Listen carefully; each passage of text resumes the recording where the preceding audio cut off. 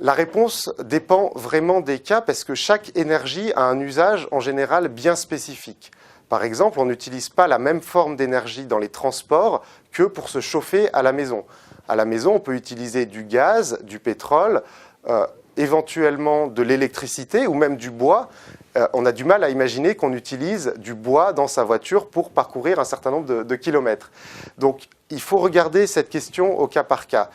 Dans certains secteurs, et notamment la production d'électricité, on peut remplacer une partie des sources traditionnelles, comme le gaz, le charbon, par de l'énergie éolienne, de l'énergie solaire, à la condition de régler ce problème qui est que les énergies renouvelables ne produisent pas en permanence. Quand il n'y a pas de vent ou quand il n'y a pas de soleil, on a du mal à produire de l'électricité avec des panneaux solaires ou avec des éoliennes.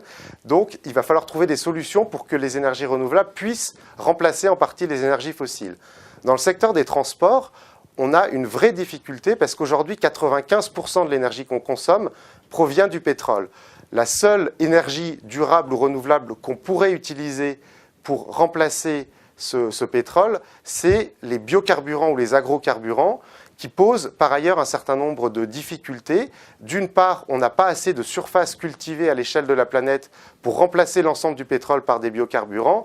Et d'autre part, dans certains pays comme le Brésil ou l'Indonésie, la production des biocarburants entraîne de la déforestation, des pertes de biodiversité qui questionnent cette énergie du point de vue de ses impacts environnementaux. Donc aujourd'hui, la plupart des chercheurs estiment que dans un délai court, il n'est pas possible de remplacer l'ensemble de nos consommations d'énergie fossile par des consommations d'énergie renouvelable.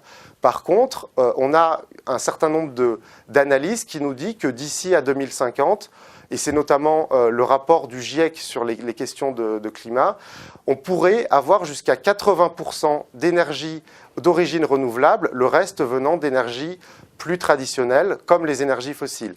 Cela dit, pour arriver à cet objectif, la première priorité, ce sera de réduire nos besoins pour limiter les quantités d'énergie dont on a besoin et permettre aux énergies renouvelables d'occuper une place de plus en plus grande.